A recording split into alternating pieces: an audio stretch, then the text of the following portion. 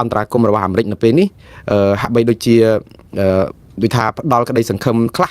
ដល់ប្រទេសកម្ពុជាដែរដោយសារតែតំណាងពាណិជ្ជកម្មអាមេរិកផ្អាកការចរចាជាមួយថៃរឿងបន្ធូរបន្ថយពន្ធដើម្បីចាប់បង្ខំថៃឲ្យងាកមកអនុវត្តសេចក្តីថ្លែងការណ៍រួមឡើងវិញទី2គឺនាយករដ្ឋមន្ត្រីថៃប្រាប់លោកត្រាំថាបើកម្ពុជាមិនសុំទោសរឿងមីនថ្មីដែលផ្ទុះដាច់ជើងទាហានថៃនោះថៃបន្តផ្អាកសេចក្តីថ្លែងការណ៍រួមប្រធានអាស៊ានស្វាគមន៍កម្ពុជានិងថៃនៅក្នុងការព្រមព្រៀងសហការដោះមីនតាមព្រំដែនកម្ពុជាថៃក្រសួងមហាផ្ទៃកម្ពុជាចាប់ផ្ដើមកសាងសំណុំរឿងដែលថៃបាញ់ប្រជាពលរដ្ឋខ្មែរដោយអះអាងថានឹងពិចារណាដាក់ប្តឹងអាមេរិកឈប់យកពន្ធសងសឹកលើផលិតផលច្រើនមុខដើម្បីទប់ការឡើងថ្លៃទំនិញនៅអាមេរិកសមាគមខ្មែរមួយនៅអាមេរិកប្រកាសចែកផ្លូវគ្នាជាមួយលោក Michael Alfaro រឿងប្រមូលលុយនិងសរុបព្រឹត្តិការណ៍ប្រចាំថ្ងៃទី15ខែវិច្ឆិកានេះបាទបងប្អូនព័ត៌មានជាបឋមទៅមុនគឺជាព័ត៌មានដែលជាដំណឹងល្អសម្រាប់កម្ពុជាតែជាដំណឹងមិនសូវល្អប្រហែលទេសម្រាប់ថ្នាក់ដឹកនាំប្រទេសថៃបាទរឿងប្រជាជនថៃគឺជារឿងមួយយ៉ាងតែដំណឹងមិនល្អសម្រាប់ថ្នាក់ដឹកនាំប្រទេសថៃនេះគឺតកតងនឹងរឿងការដែលតំណាងពាណិជ្ជកម្មអាមេរិកបានផ្ញើលិខិតទៅក្រសួងការបរទេសអាមេរិកនៅថ្ងៃនេះតាមពិតវាត្រូវម្សិលមិញនេះសំទោសមួយថ្ងៃម្សិលមិញនេះទៅក្រសួងការបរទេសរបស់ថៃដើម្បីជូនដំណឹងថៃថាអាមេរិកការចរចាបន្ធូរបន្ថយពន្ធបរិការឬក៏ពន្ធគយនេះជាមួយថៃសិនហើយដោយសារតែរងចាំទាល់តែថៃយល់ព្រមអនុវត្តសេចក្តីថ្លែងការណ៍រួមដែលចុះហត្ថលេខានៅឯទីក្រុងកូឡាលំពួរប្រទេសម៉ាឡេស៊ីដែលមានលោកត្រាំជាអធិបតីកាលពីថ្ងៃទី26ខែតុលានោះរវាងកម្ពុជានិងថៃទើបអាមេរិកព្រមបើកការចរចាពីរឿងបន្ធូរបន្ថយពន្ធបរិការជាមួយនឹងថៃនេះឡើងវិញសេចក្តីថ្លែងការណ៍នេះមែនតើឬក៏សបត់របស់តំណាងពាណិជ្ជកម្មពិសេសរបស់អាមេរិកផ្ញើទៅថៃនេះមិនមានការភ្ញាក់ផ្អើលប្រមាណនេះសម្រាប់ពួកខ្ញុំក៏ប៉ុន្តែថៃក៏មិនគួរណាភ្ញាក់ផ្អើលដែរប៉ុន្តែថៃបង្ហាញការខកចិត្តអ្នកនាំពាក្យក្រសួងការបរទេសថៃគឺលោកនីខុនដេតបាឡាំងកូរ៉ាថ្ងៃនេះបង្ហាញចំហថាខកចិត្តខ្លាំងតាក់ទងនឹងចំហរបស់សហរដ្ឋអាមេរិកដែលដាក់សម្ពាធថៃរឿងពន្ធគយហើយមកបង្ខំឲ្យថៃព្រមអនុវត្តសេចក្តីថ្លែងការណ៍រួមនៅទីក្រុងកូឡាលំពួររវាងថៃកម្ពុជាដែលខាងភាគីថៃអះអាងថាកម្ពុជាទេដែលជាអ្នកបំពេញសេចក្តីថ្លែងការណ៍រួមដោយការដាក់មីនថ្មីនៅតំបន់ព្រំដែនធ្វើឲ្យដាច់ជើងទាហានថៃហើយឥឡូវអត់ព្រមមករករឿងកម្ពុជាបែរទៅជារករឿងថៃទៅវិញអានេះអ្វីដែលជាប្រសាសន៍របស់អ្នកនាំពាក្យក្រសួងការបរទេសថៃលោកនីខុនដេតបាឡាំងកូរ៉ាដែលថ្លែងនៅថ្ងៃនេះបង្ហាញការខកចិត្តអាមេរិកមែនតើដែលធ្វើដូច្នេះប៉ុន្តែបងប្អូនខ្ញុំអត់មានឃើញថាមានអីប្លែកដែរទេហើយវាមានដើមហេតុរបស់វាដែរហើយខ្ញុំគិតថាចំហរបស់អាមេរិកនេះចំហរបស់លោកត្រាំនេះដូចខ្ញុំបានជម្រាបជូនបងប្អូនកាលពីការផ្សាយព្រឹកមិញថ្ងៃត្រង់នេះដែលខ្ញុំជម្រាបថាតើអាមេរិកមានទឹកមាត់ប្រៃប៉ុណ្ណានៅក្នុងការអាចដាក់សម្ពាធថៃបាននេះគឺជាសារដំបូងឬក៏ចំណាត់ការដំបូងរបស់អាមេរិកចង់ប្រាប់ទៅថៃថាប្រមានថានេះគឺជាចំណាត់ការដែលចេញទៅហើយប៉ុន្តែសួរថាប្រៃប៉ុណ្ណាយើងពិនិត្យមើលទាំងអស់គ្នាហើយខ្ញុំនឹងផ្ដល់ការវិភាគខ្លះដើម្បីឲ្យបងប្អូនយល់បងប្អូនចាំថាសហរដ្ឋអាមេរិកលោក Donald Trump គាត់បាក់មុខនៅលើឆាកអន្តរជាតិសម្បំណាស់មួយរយៈពេលចុងក្រោយនេះបងប្អូនឃើញហើយតាំងតែពីចំណាត់ការរបស់គាត់ដែលធ្វើឲ្យរពើងពេញសហរដ្ឋអាមេរិកមានការថ្កោលទោសមានការតវ៉ាមានការថ្នាក់មិនពេញចិត្តរឿង100ចម្ពោះតាំងពីរឿងអន្តោប្រវេសន៍រឿងតាក់ទងនឹងទំនាក់ទំនងអន្តរជាតិជាមួយប្រទេសលើពិភពលោកផ្នែកពាណិជ្ជកម្មនឹងផងរឿងតាក់ទងនឹងចំណាត់ការរបស់គាត់នៅក្នុងការដកលុយដកអីពីមូលនិធិពីអង្គការពីអីការបញ្ឈប់បុគ្គលិកសហព័ន្ធបុគ្គលិកជាតិបុគ្គលិករដ្ឋការដកលុយចេញពីការផ្ដល់ហិរញ្ញប្បទានដល់ការជួយដល់ប្រជាពលរដ្ឋក្រីក្រនៅទូទាំងសហរដ្ឋអាមេរិកការដែលយុទ្ធនាការដោយថាធ្វើទុកបុកម្នេញប្រព័ន្ធតុលាការរករឿងចៅក្រមអនុវត្តគោលការណ៍ដែលមិនចាំបាច់ឆ្លងតុលាការត្រឹមត្រូវលក្ខណៈ100ចម្ពោះរហូតដល់តែតាមការស្ទង់មតិចុងក្រោយនេះឃើញថាលោកត្រាំប្រជាប្រិយរបស់គាត់គឺចុះខ្លាំងមែនតើរហូតដល់តែសំបីតអ្នកបោះឆ្នោតគ្រប់គ្រងគាត់ហើយនឹងខាងសាធារណរដ្ឋសំនឹងអ្នកឯករាជ្យក៏គិតថាលោកត្រាំនាំប្រទេសអាមេរិកឲ្យដើរផ្លូវខុសដែរដល់ពេលទាំងអស់នេះ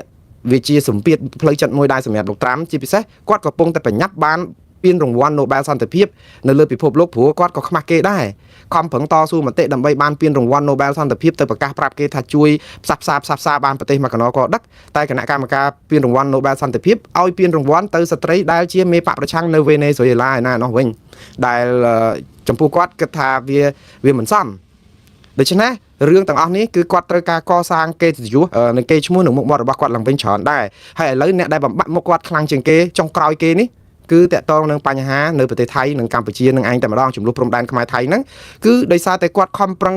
ដុតដៃដុតជើងមែនតើរហូតតតែធាក់ចិនឲ្យខ្ទាត1គីឡូដីដើម្បីមិនឲ្យចូលមកនៅក្នុងការដែលលោកឡំទៅដើមយកអាស្អីជ័យភ័ណ្ឌនៅក្នុងការដែលគាត់ជួយសម្របសម្រួលដើម្បីឲ្យថៃខ្មែរត្រូវគ្នាអាកាលទៅប្រជុំកម្ពុជាអាស៊ាននៅម៉ាឡេកាលពីថ្ងៃទី26ខែតុលាហ្នឹងគឺថាបង្ខំថៃនិងកម្ពុជាឲ្យចូលតុចរចាធ្វើម៉េចឲ្យមានលិខិតមួយដើម្បីបានជាកិច្ចព្រមព្រៀងសន្តិភាពរវាងថៃនិងខ្មែរសូម្បីតែប្រទេសថៃខ្លួនឯងហ្នឹងអត់ឲ្យព្រមដាក់ពាក្យថាកិច្ចព្រមព្រៀងសន្តិភាពទេគឺលោកត្រាំថាដាក់ទៅកិច្ចព្រមព្រៀងសន្តិភាពហ្នឹងចុងក្រោយគឺសុកចិត្តឲ្យលោកត្រាំនិយាយថាកិច្ចព្រមព្រៀងសន្តិភាពតែថៃខ្លួនឯងសូមប្រកាសត្រឹមតែសេចក្តីថ្លែងការណ៍រួមបានហើយហើយចឹងទៅវាធ្វើឲ្យរឿងនឹងប្រទាំងប្រទើឲ្យថៃនឹងច្បោកច្បល់បញ្ញាប់នៅក្នុងការយកអាស្អីគេលក់កិច្ចព្រមព្រៀងទៅលក់អារ៉ែកម្រហ្នឹងឲ្យអាមេរិកដើម្បីលួងចិត្តឲ្យបានភ្លាមទាន់សភាពការឲ្យលោកត្រាំសញ្ញេទាន់វាតន់ហន់គ្រប់រឿងទាំងអស់ធ្វើអីគឺថាវាឆៅបដូលបងប្អូនដល់អញ្ចឹងទៅថៃនឹងក៏មានបញ្ហាខ្លួនឯងអាមេរិកហ្នឹងក៏មិនអាចនឹងដោះស្រាយបញ្ហាចុងក្រោយថៃខ្មែរជាពិសេសថៃសមុទ្រក្នុងខោវាយគ្នាប្រាវម្ដងទៀតដល់ចឹងទៅលោកត្រាំគាត់បាក់មុខច្រើនមែនតើអត់អាចនឹងដោះស្រាយបញ្ហានេះបានទើបតែពីម្សិលមិញនេះឯងទូរស័ព្ទទៅលោកអនុទិនច័ន្ទវរៈគុលទូរស័ព្ទទៅលោកហ៊ុនម៉ាណែតទូរស័ព្ទទៅលោកអាន់វ៉ាអ៊ីប្រាហ៊ីមជជែកពីរឿងស្ថានភាពព្រំដែនហើយនៅពេលដែលជជែកពីស្ថានភាពព្រំដែនពីខាងកម្ពុជាយើងមិនមានព័ត៌មានអីច្រើនក្រៅពីផ្លែផ្កាទេប៉ុន្តែខាងភាគីអាមេរិកក៏យើងអត់ឃើញអីក្រៅតែពីលោកត្រាំបានទេទៅភាគីទាំងពីរដើម្បីឲ្យបានចូលតុចរចាវិញឬក៏មកព្រមអនុវត្តកិច្ចព្រមព្រៀងនៃបទជប់បាញ់នឹងវិញដែលលោកត្រាំរហូតដល់និយាយថាគាត់បានបញ្ឈប់សង្គ្រាមរវាងកម្ពុជានិងថៃម្ដងទៀតហើយដែលមែនតើបើគាត់កុំទេទៅនឹងអាចផ្ទុះជាសង្គ្រាមអីទៀតហើយនេះអានេះតាមគាត់និយាយតាមពិតសង្គ្រាមនោះវាអត់មានទេព្រោះខ្មែរយើងអត់បានតដៃទេគេបាញ់យើងស្លាប់គេអីយើងដកថយរហូតយើងមិនទាំងនេះសង្គ្រាមវាកើតតតែមានភាគីនឹងបាញ់គ្នាចុះបើខ្មែរអត់ទាំងតដៃហ្នឹងទៅប្រឈប់សង្គ្រាមហ្មងចង់និយាយថាថៃខ្លួនឯងហ្នឹងក៏នាំភ្លើងនាំអាចអីចឹងកម្ពុជាអត់តដៃសោះចឹងលោកត្រាំក៏ថាបានបញ្ចប់សង្គ្រាមនឹងដែរដូច្នេះអាសាហ្នឹងវាមើលទៅដូចអត់ថៃនៅតែសម័យក្នុងខោទើបយកអាវិធីមួយគឺពុនដាហ្នឹងយកទៅសកាត់ថៃសំទោសពុនកុយដល់ពេលទៅសកាត់ថៃឥឡូវដើម្បីឲ្យតបតាមអ្វីដែលគាត់ថាថៃនេះបើអត់ព្រមគម្រាមអីខ្លះខ្ញុំបាននិយាយដែរខ្ញុំគិតថាអាមេរិកបើគាត់តែប្រាប់ថាអូទេទៅត្រូវគ្នាទៅចូលតុចរចាទៅវាអត់ផលអីទេព្រោះអីថៃបើអត់ត្រូវសម្ពាធអីទេថៃអត់រៀងចាលទេព្រោះថៃអត់គោរពបាត់ឈប់បាញ់តាំងពីថ្ងៃទី29ខែកក្កដាមកថ្ងៃទី7ខែសីហាក៏អត់គោរពអាថ្ងៃទី26ខែតុលាហ្នឹងក៏អត់គោរពប៉ុន្តែថៃគេថាអត់មែនគេអត់គោរពទេសំទោសខ្ញុំប្រាប់ពីអត់មែនទៀតតែខ្ញុំដូរពាក្យនឹងឲ្យត្រូវវិញចុះមិនមែនឬក៏ពុំមែនបងប្អូនយើងរីគុណខ្ញុំអារឿងពីអត់មែនហ្នឹងដោយសារតែដឹងអាម៉េចធំដឹងក្តីមកនិយាយតែពាក្យអត់ហើយប្រើពាក្យមែនហ្នឹងទៅហើយបងប្អូនថាអាហ្នឹងមិនមែនពាក្យខ្មែរទេខ្ញុំវាដាក់ជាប់នៅក្នុងខួរក្បាលច្រើនយូរឆ្នាំពេកទៅទម្លាប់វាធំជាងច្បាប់គេហៅទម្លាប់ធំជាងច្បាប់បើត្រាប់កុំត្រាប់ខ្លៅត្រាប់ប្រាជ្ញលោកបដៅស្ដីកូនចៅស្ដីឲ្យស្មោះអាទម្លាប់នេះវាធ្វើឲ្យខ្ញុំគិតថាឲ្យតែនិយាយពាក្យថាមិនមែនគឺអត់មែនអញ្ចឹងទៅវារៀងឆ្កងតិចដែរប៉ុន្តែខ្ញុំនឹងកែតែកែមិនទាន់ទេព្រោះវានៅក្នុងខួរក្បាលខ្ញុំរាប់សិបឆ្នាំហើយអញ្ចឹងសូមអធិស្ឋានបងប្អូនផងតែថាពាក្យពេចន៍មួយចំនួនខ្ញុំអាចកន្លោះមិនទាន់ត្រូវទេប៉ុន្តែខ្ញុំចង់និយាយថាមិនមែននៅពេលដែលខ្ញុំថាអត់មែនហ្នឹងគឺខ្ញុំចង់សម្ដៅលើថាវាមិនមែនទេប៉ុន្តែវារនឹកអាពាក្យមិនមែនហ្នឹងវាចេះតែមានពាក្យអត់មែននៅក្នុងខួរក្បាលរហូតហើយខ្ញុំនឹងព្យាយាមប្រើពាក្យមិនមែនដើម្បីឲ្យពេញចិត្តបងប្អូនព្រោះអីដោយសារតែខ្ញុំនិយាយចឹងថាទម្លាប់ហ្នឹងតាំងពីតូចមកហ្នឹងមិនដឹងជាយ៉ាងម៉េចតែប្រើពាក្យអត់មែននឹងតែរហូតមកអញ្ចឹងវាត្រូវការពេលវេលាគួរសមដែរដូចពាក្យកូរ៉េខាងបូងខ្ញុំប្រើពាក្យបូងខុសពីត្បូងដោយសារអីនៅភូមិស្រុកខ្ញុំគេនិយាយកូរ៉េខាងបូងអញ្ចឹងដល់អញ្ចឹងទៅវាដូចថាទម្លាប់ហ្នឹងវាធំជាងច្បាប់ប៉ុន្តែខ្ញុំព្យាយាមកែប្រែដែរព្រោះអត់ចង់ឲ្យបាត់អក្ខរាវិរុទ្ធឬក៏ភាពត្រឹមត្រូវនៃអក្សរសាស្ត្រអក្សរសិល្ប៍ខ្មែរយើងដែរទេព្រោះយើងស្រឡាញ់ជាតិយើងរក្សាគុណតម្លៃអក្សរសាស្ត្រហ្នឹងជួយកែគ្នាឲ្យបងប្អូនជួយកែខ្ញុំអរគុណតែខ្ញុំនឹងព្យាយាមមិនធានាថាខ្ញុំនឹងអាចកែឲ្យត្រូវទាំងអស់ប៉ុន្តែព្យាយាមឲ្យតែពេលនិយាយពាក្យហ្នឹងចិត្តតែនឹកឃើញការរិះគន់ស្ថាបនារបស់បងប្អូនដែរខ្ញុំអរគុណឥឡូវតកតងនឹងការដែលថៃគឺគេអត់មែនទេគេមិនមែនថាដែលគេចោទយើងគេថាអ្វីហ្នឹងគឺខាងខ្មែរទេតែអ្នកប្រព្រឹត្តមិនមែនថៃទេគេថាយើងនឹងប្រព្រឹត្តខុសគ្រប់យ៉ាងឲ្យមិនអនុវត្តតាមគោលការណ៍របស់គេប៉ុន្តែបងប្អូនតែយើងដឹងហើយថៃសម័យក្នុងខោដូច្នេះអានេះល្បិចល្បាយនយោបាយជួនកាលវាផ្្លាត់ស្នៀតដែរបងប្អូនអំពើអាក្រក់របស់ខ្លួនជួនកាលវាទទួលផលកម្មព្រោះយើងកាន់ពុទ្ធសាសនាដូចគ្នាអញ្ចឹងបើជឿលើអំពើបុណ្យបាបវាអាចធ្លាក់ទៅលើអំពើកម្មទៅខាងថៃខ្លះដែរឥឡូវនេះគឺតកតងនឹងការដែលអាមេរិកគេកំណត់ពុននេះខ្ញុំបានប្រាប់ឲ្យថាថៃគឺគេចេះណាស់គេថាលែងអីលោកអនុទិនច័ន្ទវរៈគុលបងប្អូនមានចាំមែនថ្មីនេះគាត់មកឡើងនិយាយដូចលោកហ៊ុនសែនកាលពីសម័យគេដាក់សង្កត់ EBA យើងអញ្ចឹងលោកច័ន្ទវរៈគុលនេះគឺផ្ដេសផ្ដាស់មែនតើ គឺដោយសារតែគាត់គិតពីប្រយោជន៍ส่วนតួនៃប្រជាប្រិយនយោបាយរបស់គាត់ចាប់ផ្ដើមធ្វើបាបប្រជាពលរដ្ឋថៃទាំង80លាននាក់អាហ្នឹងគឺតែពេលតែមេដឹកនាំទៅផ្លូវហ្នឹងគឺយើងក្នុងកប៉ាល់មួយដែលលិចព្រោះអីមេដឹកនាំចង់បានប្រជាប្រិយអត់ខ្វល់អីសោះគាត់រហូតតផ្កើនដាក់អាមេរិកប្រាប់ថាបើឯងចង់យកអារឿងពុនដាហ្នឹងពុនកយហ្នឹងគាត់ដឹងហើយតាថាអាមេរិកអត់មានទឹកមាត់ប្រៃអីក្រៅពីការសង្កត់ពុនកយថៃទេព្រោះថៃខំប្រឹងចរចាជាមួយអាមេរិកសម្បើមណាស់រហូតតតែពុនកយធ្លាក់មកនៅ 19% ហ្នឹងហា 19% ហ្នឹងបានធ្លាក់ហ្នឹងក៏ដោយសារតែព្រមបាត់ឈប់បាញ់គ្នាជាមួយខ្មែរអាកាលថ្ងៃ28កក្កដាទៀតមិនមែនព្រមដោយអាមេរិកចុះឲ្យដោយសារតែស្អីហ្នឹងទេគឺដោយសារតែឈប់បាញ់គ្នាទៅអាមេរិកព្រមបញ្ចុះពី 30% ជាងមកនៅ 19% ហើយក្រោយមកហ្នឹងគឺលោកអនុទិនច័ន្ទវរៈគុលហ្នឹងព្យាយាមតាមសូម្បីទៅដល់កូរ៉េខាងបូរហ្នឹងក៏ទៅតាមទៀតទៅជួបលោកដូណាល់ត្រាំឲ្យបានដើម្បីសុំឲ្យចុះពន្ធនឹងថែមទៀតដល់ពេលលោកត្រាំធ្វើដូចថាកាលហ្នឹងប្រាប់ដែរប្រាប់ថា 19% នឹងចុះទៀបអស់ហើយអ្នកចរចាគ្នាអញ្ចឹងហើយអនុទិនច័ន្ទវរៈគុលថាខំប្រឹងទៅដល់ម៉ាឡេទៅដល់កូរ៉េខាងត្បូងដើម្បីលួងឲ្យជួយបញ្ចុះទៀបឲ្យខំប្រឹងលក់រ៉ែកម្រប្រជាពលរដ្ឋថៃតវ៉ាពេញស្រុកដើម្បីផ្គប់ចិត្តអាមេរិកឲ្យបទូបថយពន្ធហើយខំប្រឹងធ្វើអីសពបែបយ៉ាងទៀតតែអាមេរិកនៅតែអត់ចឹងបានតែចង់ក្រោយថ្មីនេះគាត់ថាអត់ទេ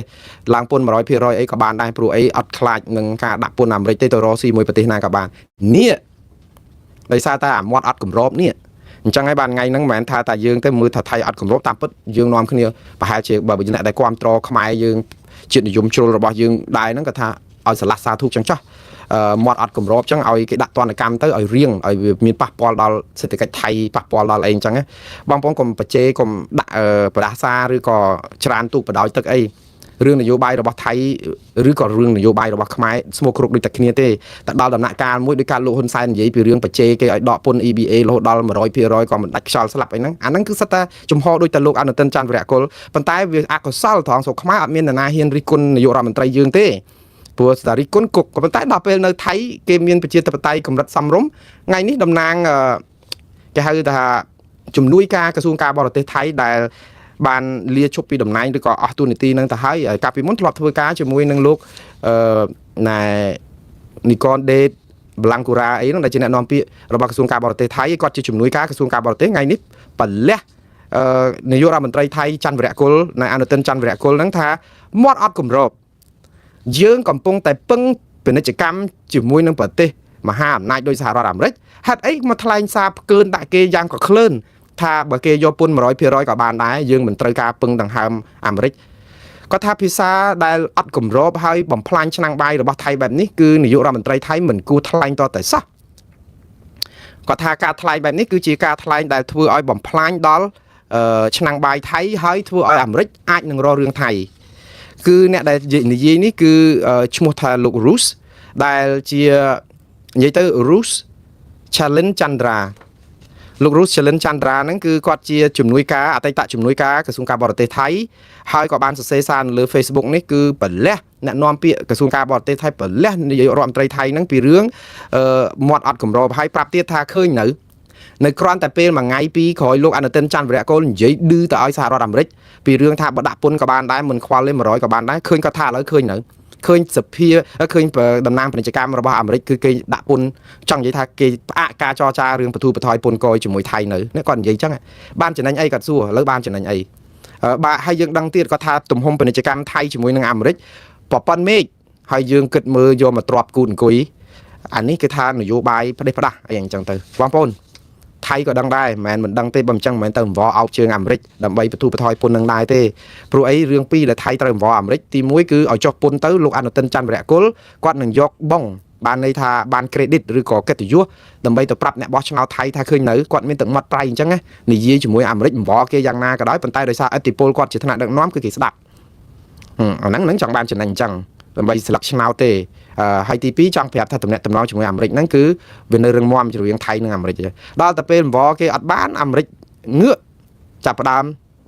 អត់ក៏អត់ចោះហើយថែមឲ្យដុតឲ្យខ្លោចរួចឲ្យឆៅតែម្ដងដុតឲ្យខ្លោចរួចឲ្យឆៅនេះគឺអន្តរាយគ្រប់គ្នាដល់ប្រជាជាតិហើយខ្ញុំជឿថារឿងនេះគឺជាកំបិតចិត្តដងរបស់ថៃវិញហើយឥឡូវនៅពេលដែលគេផ្អាកការចរចាពន្ធកយនេះដឹងគេអាមេរិកគេថាម៉េចទេគឺជាលក្ខខណ្ឌទាល់តែថៃវិលចូលទៅត្រឡប់ទៅអនុវត្តសេចក្តីថ្លែងការណ៍រួមកូឡាលំពួរកាលពីថ្ងៃទី26ខែតុលាហ្នឹងដែលមានលោកត្រាំជាអធិបតីឡើងវិញបើអត់ទេមិនបាច់ចរចារឿងពន្ធកយនឹងតទៅទៀតទេចុះឡើងអីអត់ទេអស់ហើយ មានតាឡើងអត់មានចុះទេហ្នឹងអាមេរិកគេនិយាយចឹងលោកត្រាំពេលដែលជួបនៅក្នុងសន្ទនាទូរស័ព្ទជាមួយនឹងលោកអនុទិនច័ន្ទវរៈគុលលោកច័ន្ទវរៈគុលហ្នឹងនិយាយរៀបរាប់នៅលើ Facebook គាត់4ទំព័រអំពីអ្វីដែលគាត់និយាយជាមួយលោក Donald Trump គាត់មានពេលច្រើនមែនតើនាយករដ្ឋមន្ត្រីខ្មែរនិយាយតែ3បន្ទាត់គត់គឺបានន័យថាកម្ពុជាអរគុណលោកត្រាំដែលបានចូលរួមសម្របសម្រួលដើម្បីតាមឃ្លាំមើលបទឈប់បាញ់អីហ្នឹងដែលចង់ឲ្យមានសុខសន្តិភាពរវាងថៃនិងខ្មែរតែប៉ុណ្ណឹងកម្ពុជាឲ្យតែបាននិយាយជាមួយលោកត្រាំគឺចាត់ទុកថាជារឿងអស្ចារ្យមួយបាត់ទៅហើយកុំអារឿងវែងឆ្ងាយហ្នឹងអត់ចង់រៀបរាប់ទេព្រោះអីខុសពីថៃគឺថៃទទួលពិតលោកត្រាំហ្មងថៃសរសេរ4ទំព័រប្រាប់ថាអានេះគឺជាអ្វីដែលគាត់និយាយជាមួយលោកត្រាំខ្ញុំមិនសូត្រឲ្យបងប្អូនស្ដាប់ទេគាត់និយាយថាលោកអនុទិនច័ន្ទវរៈគុលហើយនឹងរដ្ឋមន្ត្រីក្រសួងការបរទេសថៃគឺលោកសៀហស័កភួងកេតកែវហ្នឹងគឺនៅក្នុងខ្សែទូរស័ព្ទហ្នឹងគាត់នៅស្ដាប់ឲ្យទាំងអស់គ្នាហ្នឹងគាត់និយាយចឹងទាំងលោកអនុទិនច័ន្ទវរៈគុលទាំងលោកសៀហស័កភួងកេតកែវហ្នឹងគឺថាស្ដាប់ការសន្ទនាគ្នាជាមួយនឹងលោក Donald Trump ពេលដែលទូរស័ព្ទមកគាត់នៅខាងភាគីថៃគាត់និយាយថាលោកអនុទិនច័ន្ទវរៈគុលនិយាយរឿង3 4ចំណុចធំគាត់ប្រាប់ទូពិតទៅប្រាប់លោកប្រធានាធិបតីអាមេរិកថាថៃមិនមែនជាអ្នកនាំហេតុទេគឺខ្មែរមុនគាត់ចាប់ផ្ដើមរឿងមុនគឺប្រាប់ទៅអាមេរិកអានេះនិយាយអ្វីដែលជាសេចក្តីថ្លែងការណ៍របស់ភាគីថៃទេគឺគេនិយាយចឹងគាត់ថាបានប្រាប់ទៅអាមេរិកថាអារឿងអីដែលកើតឡើងនេះគឺដោយសារតែរឿងកម្ពុជាជាអ្នកនាំភ្លើងជាពិសេសគឺរឿងមីនហ្នឹងគាត់និយាយចឹងគាត់ថាកម្ពុជាដាក់មីនថ្មីនៅតំបន់ព្រំដែនឥឡូវនៅតំបន់ព្រំដែនភ្នំទ្រាបកាលពីថ្ងៃទី10ខែវិច្ឆិកានេះធ្វើឲ្យទាហានថៃម្នាក់ទៀតគ្រប់7នាក់ឯងដែលដាច់ជើងនិងរបួសជាច្រើនអ្នកទៀតដោយសារតែគណៈកម្មការស៊ើបអង្កេតស្រាវជ្រាវអីគេថាមកពីមានមីនថ្មីហ្នឹងហើយថៃប្រាប់ទៅលោក Donald Trump ថាអាមីនថ្មីហ្នឹងគឺជាការផ្ទុយនឹងអនុសញ្ញាក្រុងហ្សឺណែវឆ្នាំ1999ដែលប្រទេសកម្ពុជានិងថៃជាប្រទេសហត្ថលេខីសន្យាថាឈប់ប្រើហើយឥឡូវខ្មែរប្រើអញ្ចឹងបានន័យថាខ្មែរធ្វើឲ្យប៉ះពាល់ដល់ដែនអធិបតេយ្យនិងគ្រោះថ្នាក់ដល់ថៃអញ្ចឹងបានជាលោកណែអនុទិនច័ន្ទវរៈគុលថ្ងៃនេះគឺប្រកាសជាផ្លូវការទៀតថាបើទោះបីជាមានសម្ពាធអីក៏ដោយក៏ថាទាមទារឲ្យកម្ពុជាសុំទោសថៃឲ្យខាងតែបានបើសិនជាមិនសុំទោសពីរឿងមីនព្រឹត្តិការណ៍មីនផ្ទុះដាច់ជើងទាហានថៃនឹងទេគឺថៃមិនអនុវត្តសេចក្តីថ្លែងការណ៍រួមឡើងវិញទេណាដល់ថ្នាក់ប៉ុណ្ណឹងទៀតថៃគេយកឱកាសឲ្យទាមទារឲ្យខ្មែរសុំទោសឲ្យខាងតែបានរឿងនេះគឺជារឿងដែលពិបាកបំផុតទៀតហើយខ្ញុំនឹងបញ្យល់បងប្អូនថាហេតុអីបានជាថៃដាក់លក្ខខណ្ឌបែបនេះហើយតើអាមេរិកដាក់ពន្ធឬក៏ឈប់ចរចារឿងបន្ធូរបន្ថយពន្ធហ្នឹងតើវាមានទឹកមាត់ប្រៃដល់ណាទៀតដែរទេឥឡូវថៃគេបញ្ជាក់ចំហឲ្យគេថារឿងគឺថៃមួយទៀតក្រៅពីរឿងទូលពិតប្រាប់លោកត្រាំពីរឿងមីនហ្នឹងគឺថៃទូលពិតប្រាប់លោកត្រាំមួយទៀតថាអត់រស៊ីជាមួយប្រទេសណាទាំងអស់នៅតំបន់អាស៊ាននេះឬក៏តំបន់ណាក៏ដោយជាពិសេសប្រទេសជិតខាងស្រុកថៃនឹងបាននៃសម្ដៅមកស្រុកខ្មែរអត់អាចផ្សារភ្ជាប់ឬក៏ស្ដារទំនាក់ទំនងល្អរវាងប្រទេសទាំងពីរបានទេដរាបណាកម្ពុជានៅតែបង្កហានិភ័យឬគ្រោះថ្នាក់និងមិនមានភាពស្មោះត្រង់ជាមួយនឹងថៃនេះថៃគេចោទយើងថាយើងអត់ស្មោះត្រង់ជាមួយគេទេគឺដោយសារតែយើងលួចដាក់មីនលួចអីហ្នឹងអាហ្នឹងថៃគេនិយាយអញ្ចឹងណាបាទឥឡូវនៅពេលដែលនិយាយទូពិតនិយាយអីចឹងទាំងអស់គឺនៅតែចុងក្រោយគឺថៃទាមទារឲ្យកម្ពុជាសុំទោសជាសាធារណៈឲ្យខាងតែបានរឿងដោះមីនរឿងមីនហ្នឹងហើយខ្ញុំជឿថារឿងនេះកម្ពុជាវាយងាប់ក៏មិនអាចនឹងទៅសុំទោសគេកើតដែរព្រោះអីកម្ពុជាតែហ៊ានសុំទោសថៃគឺយើងចូលសងនៅក្នុងការដែលថាយើងជាអ្នកដាក់មីនថ្មីហើយទៅអាគេចោតយើងប្រហែលករណីពីមុនមកត្រូវទាំងអស់ហើយបើត្រូវទាំងអស់គឺយើងធ្ងន់មែនតើហើយរឿងនេះហើយដែលជាគេហៅថាធ្វេគ្រោះមិនសុំទោសថៃគេយល់លេសថាមិនអាចចរចាឡើងវិញឬក៏អនុវត្តបទជប់បាញ់ឡើងវិញថៃនឹងបំពេញយើងតាមចិត្តស្រាញ់ចិត្តដោយសារយកហេតុផលថាខ្មែរអត់សុំទោសប៉ុន្តែបើខ្មែរសុំទោសគឺខ្មែរដូចដោយដងដាវទៅថៃដែរថាអ្វីដែលថៃចោតពីមុនមកប្រហែលត្រូវទាំងអស់សហគមន៍អន្តរជាតិក៏នៅសប្តាហ៍ថ្ងៃដូចខ្ញុំនិយាយចឹងលោក Phil Robertson ដែលជាមន្ត្រីសិទ្ធិមនុស្សអន្តរជាតិហ្នឹងគឺជាមន្ត្រីកណ្ដាលមួយផងដែលគ្រប់គ្រងចំហរបស់ថៃដែលថាការដាក់មីនហ្នឹងគឺខ្មែរជាអ្នកដាក់មីនថ្មីដោយស្អែកទៅលើភ័ស្តុតាងដែលគេយកបានទូរស័ព្ទនៅភ្នំទ្រាបដែលទាហានខ្មែរបាត់ចោលអីនៅអញ្ចឹងដូច្នេះរឿងនេះគឺពិបាកណាស់បងប្អូនពិបាកមែនតើហើយនៅពេលដែលពិបាកបំផុតឃើញគេបំភ្លេចចោលខ្មែរយើងដែលស្លាប់នៅភូមិប្រៃច័ន្ទហើយនឹងអ្នករបួស3នាក់យើងកុំគិតថារឿងទាហានយើងម្នាក់ណែពលរដ្ឋយើងម្នាក់ដែលថៃបាញ់ស្លាប់នៅភូមិប្រៃច័ន្ទហើយរបួស3នាក់ហ្នឹងថាគេមិនបានយកចិត្តទុកដាក់សូម្បីតែអារឿងមុនហ្នឹងបាត់អស់ទៀតហើយឃើញទេអ្នកដែលស្លាប់ពីការពលីនៅក្នុងសមរភូមិ30-40នាក់ប្រជាពលរដ្ឋស៊ីវិលផងលោកសួនរោហ្នឹងកាន់តែឆ្ងាយទៅអាហ្នឹងដូចគេកាន់តែក្របលើទៅយូរទៅជាការបំភ្លេចវិញ្ញាណក្ខន្ធពួកគាត់អស់ហើយគឺជារឿងគួរឲ្យសោកសៅមែនតើហើយចុងក្រោយទាហានខ្មែរទាំង18នាក់ហ្នឹងមិនដឹងនៅរស័តអណ្ដែតនៅឯណានៅក្នុងស្រុកថៃនឹងកំព្រាល្ងាគ្មានថ្ងៃបញ្ចប់ទេប៉ុន្តែឥឡូវនេះខ្ញុំនិយាយពីរឿងទឹកមាត់ប្រៃរបស់អាមេរិកបងប្អូនម្ដងទៀតសួរថាតើពេលដែលអាមេរិកឈប់ចរចា ឬក៏ផ្អាកចរចាបន្ធូរបន្ថយពន្ធនេះធ្វើឲ្យថៃរៀងចាលដែរទេនាយករដ្ឋមន្ត្រីថៃច័ន្ទវរៈគុលបានធ្លួយមាត់ឬក៏ជ្រុលនិយាយឲ្យអត់មានសុំទោសសុំអីទេពីរឿងថាបើអាមេរិកដាក់ពន្ធអីក៏ដាក់ទៅឥឡូវគាត់ថាគេការសម្ដែងការខកចិត្តហ្នឹងគឺបានន័យថាថៃនៅអត់ទាន់មានប្រាប់ថានឹងវិលមករកតុចរចាវិញនៅឡើយទេអត់មានប្រាប់ថានឹងស្ដារស្ថានភាពមកឲ្យវិលត្រឡប់នៅរកភាពដើមទេព្រោះនៅតែតាំងចិត្តថាត្រូវតែធ្វើឲ្យខ្មែរទទួលខុសត្រូវចំពោះកំហុសឆ្គងរបស់ខ្មែរឲ្យខាងតែបានតាក់ទងរឿងមីនហ្នឹងហើយនឹងកាច់ខ្មែរឲ្យបានតាក់ទងនឹងការតែត្រូវព្រមសហការដោះមីនជុំគ្នានៅតំបន់ទាំង13កន្លែងដែលថៃទាតាំងពីដើមទីមកឥឡូវថៃចិត្តបានសម្រេចហើយព្រោះហេតុអីបានថៃចិត្តបានសម្រេចនៅក្នុងការដោះមីនទាំង13កន្លែងហ្នឹងថ្ងៃនេះមានសេចក្តីថ្លែងការណ៍របស់លោកអាន់វ៉ាអ៊ីប្រាហ៊ីមដែលជាប្រធានអាស៊ានក្រោយជួបជាមួយថៃជួបជាមួយកម្ពុជាតាមរយៈទូរស័ព្ទដូចជួបជាមួយត្រាំដែរមុនជួបជាមួយលោកតាមហ្នឹងថ្ងៃនេះលោកអាន់វ៉ាអ៊ីប្រាហ៊ីមថ្លែងសារនៅក្នុងបណ្ដាញសង្គម Facebook របស់គាត់ដាក់ថាប្រធានអាស៊ានសូមស្វាគមន៍កម្ពុជាក្នុងការព្រមសហការគ្នាជាមួយថៃដោះមីនតាមព្រំដែនកម្ពុជាថៃតើកម្ពុជាព្រមដោះមីនជាមួយថៃនឹងតាក់ទងនឹង13ចំណុចហើយឬបានជាប្រធានអាស៊ានលើកឡើងដូចនេះតែកម្ពុជាអត់មានសេចក្តីថ្លែងការណ៍អីមួយសោះតាក់ទងនឹងការព្រមដោះមីន13កន្លែងទៅតាមការស្នើសុំរបស់ថៃក៏ប៉ុន្តែថៃបានយករឿងនេះទៅនិយាយជាមួយលោកដូណាល់ត្រាំដែរពេលដែលនិយាយក្នុងទូរស័ព្ទហ្នឹងដោយលោកអនុទិនច័ន្ទវរៈគុលបាននិយាយថាទាមទារឲ្យកម្ពុជាសុំទោសរឿងមីនហើយលោកអនុទិនច័ន្ទវរៈគុលបានដកស្រង់ប្រសាសន៍របស់លោកដូណាល់ត្រាំថាលោកដូណាល់ត្រាំនឹងនិយាយទៅបង្គាប់ឬក៏ស្នើឲ្យភាគីកម្ពុជាធ្វើតាមសំណើថៃដោះមីននេះឲ្យបានឆាប់តាមដែលអាចធ្វើទៅបានដើម្បីជាធ្នូនឹងការបទូបន្ថយពន្ធគយតទៅទៀតណាភាសានេះគឺជាភាសាដកស្រង់របស់លោកអនុទិនច័ន្ទវរៈគុលនិងលោកដែលជាអ្នកនាំពាក្យរបស់ក្រសួងការបរទេសថៃដែលដកស្រង់នៅក្នុងសារព័ត៌មានថៃទាំងអស់PBS World តាក់ទងនឹង The Nation Thailand តាក់ទងនឹងបាងកកប៉ុស្តិ៍អីហ្នឹងគេផ្សាយយ៉ាងកក្រើកថាអនុទិនច័ន្ទវរៈគុលនិយាយជាមួយលោកត្រាំបង្គាប់ឲ្យលោកត្រាំដាក់សម្ពាធឲ្យកម្ពុជាជួយនិយាយរឿងគ្នាថាព្រមដោះមីននឹងឲ្យអស់ផងហើយនឹងផ្ញើសារតាមលោកត្រាំថាបើអត់កម្ពុជាអត់សុំទោសរឿងដែលដាក់មីនថ្មីដែលធ្វើឲ្យទាហានថៃដាច់ជើងនឹងទេគឺគ្មានការចរចាឬក៏គ្មានការផ្សារភ្ជាប់ទំនាក់ទំនងឬអនុវត្តកិច្ចព្រមព្រៀងឬសេចក្តីថ្លែងការណ៍រួមនឹងឡើងវិញនោះអីទេប៉ុន្តែអ្វីដែលគួរឲ្យកត់សម្គាល់លោកអនុទិនច័ន្ទវរៈគុលថាលោកត្រាំនិយាយភាសាអង់គ្លេសនៅក្នុងន័យថាគាត់នឹងតាក់ទងទៅខាងកម្ពុជាឲ្យព្រមដោះមីននេះឲ្យបានឆាប់បើដោះបានឆាប់គឺគាត់នឹងជួយបទូបន្ថយពន្ធគយនឹងទៀតបងប្អូនយើងឃើញបញ្ហាសន្តិភាពបញ្ហាយុត្តិធម៌បញ្ហាអីយូរតាក់ទងនឹងរឿងរ៉ស៊ីសុតរឿងពាណិជ្ជកម្មសុត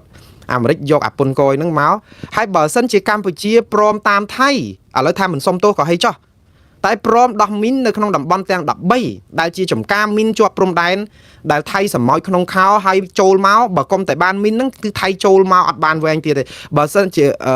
ចង់និយាយថាបើកុំតែបានមីនហ្នឹងកុំអីថៃចូលមិនដឹងដល់ណាទេប៉ុន្តែឥឡូវបើយើងដោះមីនអស់នៅតំបន់ទាំងអស់នេះតើកម្ពុជានឹងបើករបងខ្វាំងប៉ុណ្ណាទៅសម្រាមចូលមកប៉ុណ្ណាថៃនឹងវាយលុកចូលមកប៉ុណ្ណាតើអាចស្អីគេប្រវត្តិសាស្ត្រនៃប្រាក់ដួងដែលព្រៃរិស័យឆ្កាអស់ហ្នឹងតើវានឹងលងបន្លាចផ្នត់គំនិតប្រជាពលរដ្ឋខ្មែរប៉ុណ្ណាហើយបើកម្ពុជាមិនធ្វើតាមគេវិញតើកម្ពុជារងសម្ពាធអីសប្ងៃនេះព្រោះលោកត្រាំក៏អត់មានខ្វល់រឿងយើង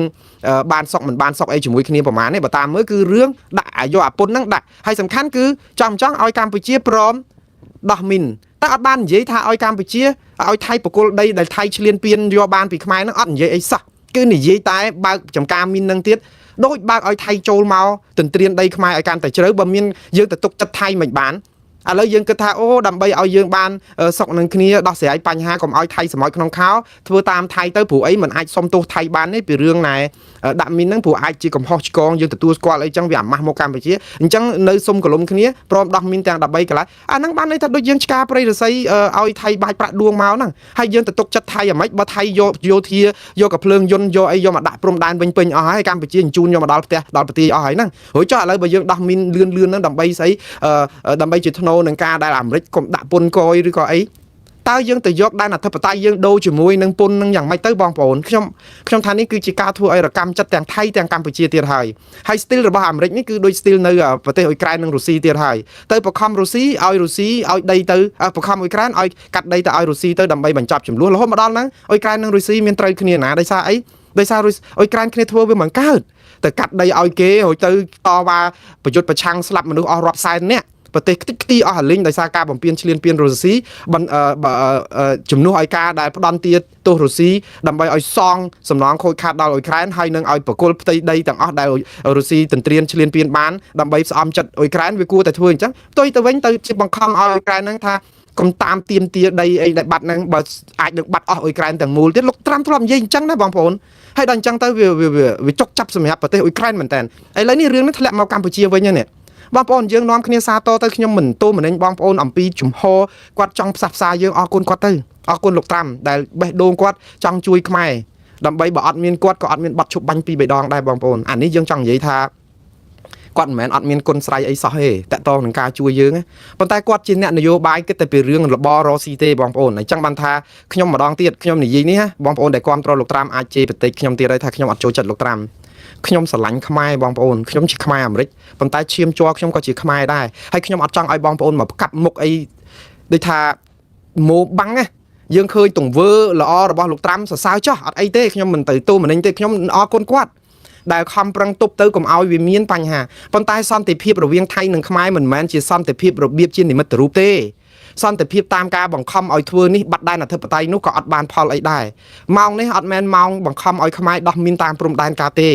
ព្រោះតំបន់ចំការមីននឹងគឺជារបងរនាំងការពារចុងក្រោយរបស់កម្ពុជាទប់កុំឲ្យថៃឈ្លានពានដីយើងព្រោះយើងមិនតឹងទៅទាអ្វីដែលថៃឈ្លានពានយើងយកប្រាសាទតាមាន់ធំយើងយកតំបន់ភ្នំទ្រាបយើងយកប្រាសាទតាមាន់តូចយើងតំបន់10កន្លែងទៀតដោយទាំងព្រៃច័ន្ទភូមិជោគជ័យអត់ដែលទៀមទាបានអីតាំងប្តឹងទៅ ICJ តើយើងមានសង្ឃឹមអីទៀតនៅសល់ចំការមីនប្រមាណហ្នឹងដើម្បីគ្រាន់ទប់តែចូលមកដោយសារតែផ្ទុះមីនហ្នឹងបានថៃចូលមកអត់បានចោះបើយើងដោះអស់ឧទាហរណ៍តើយើងនឹងបាត់បង់អធិបតេយ្យយើងទៅទុកចិត្តថៃយ៉ាងម៉េចលោកអើយទៅយកពងមាន់ទៅផ្ញើជាមួយក្អែកទៅផ្ញើជាមួយចចកទៅផ្ញើជាមួយអីនឹងយ៉ាងម៉េចចឹងបានថានេះគឺជារកម្មចិត្តសម្រាប់ប្រជាពលរដ្ឋច្រើនទៀតណាស់យើងអរគុណប្រធានាធិបតីសហរដ្ឋអាមេរិកក៏ពិតមែនហើយប៉ុន្តែបើសិនជាយើងនាំគ្នាព្រមដោះមីននៅចំការទាំង13ដែលថៃទាមទារកម្ពុជាកាលពីមុនព្រមតែ5ទេបងប្អូនអល់ឯកណាស់ខ្ញុំក៏សរសើរកម្ពុជាដែរកម្ពុជាអល់ឯកមែនតើហើយប្រកែកដាច់អហង្ការរឿងដោះមីននៅប្រាសាទតាកបីរឿងនេះហើយដែលខ្ញុំផ្សាយថារឿងថៃគេផ្សាយមកថាខ្មែរជំទាស់រឿងដោះមីននៅប្រាសាទតាកបីខ្ញុំក៏សូម